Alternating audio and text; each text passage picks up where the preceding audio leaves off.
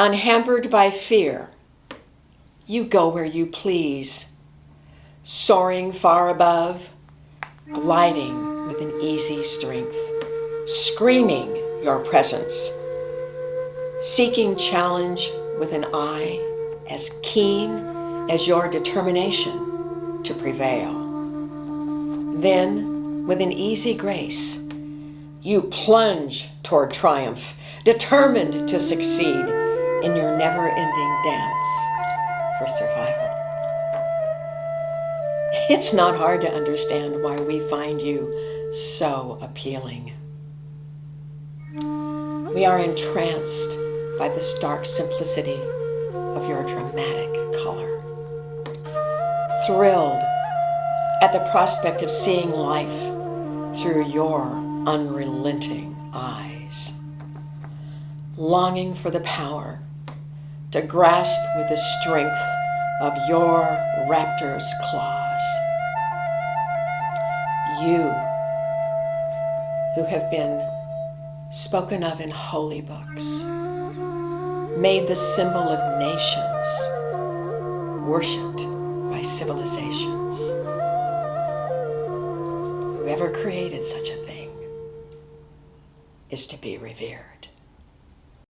Let's talk about drawing the bird for a moment.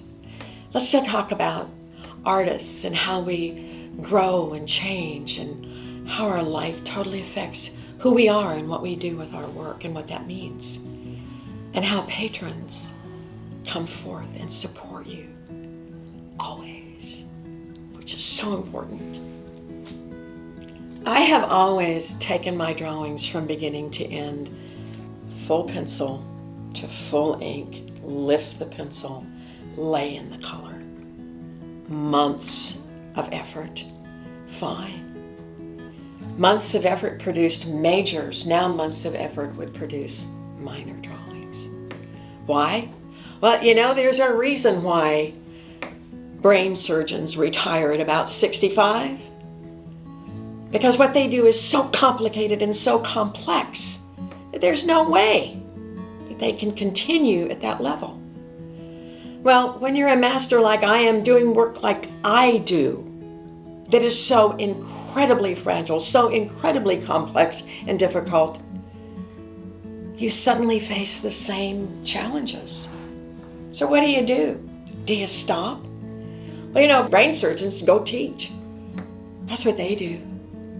Or they write books, or they talk about all of those years. But what I'm able to do now, because of something that I did earlier, from 1972, when I became a professional fine artist, until 1987, when I went to encaustic wax and color, everything I did in pen and ink. And some of those drawings are finished. But as I go back and look at some of those images that I now have as wonderful prints, they're not finished. I'm not done with those drawings. And so this year I realized that. And for the first time, instead of taking those lithographs that were pen and ink and hand coloring them,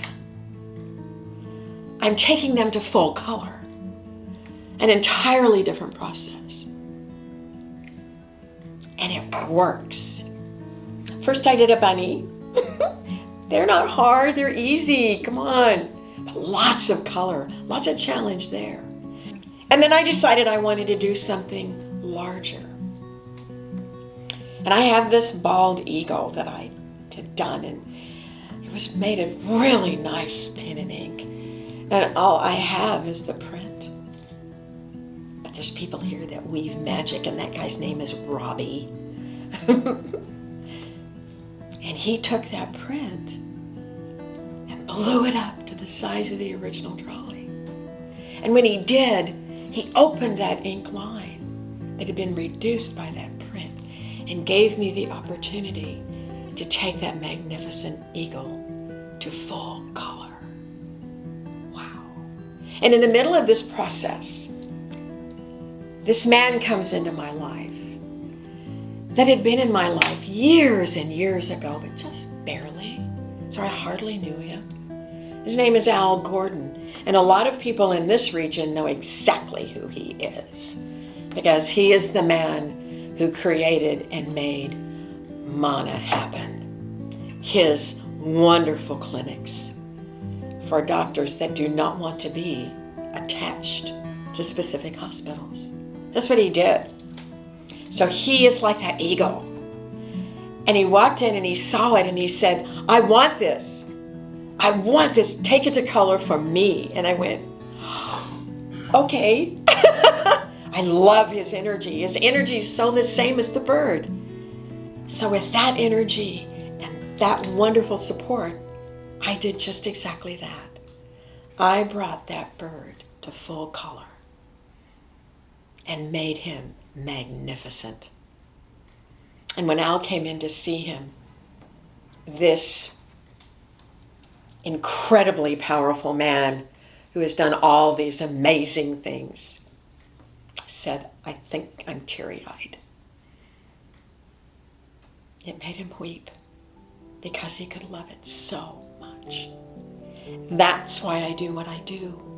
That's the reward for me, is what it does for the heart of the person who joined me in that endeavor.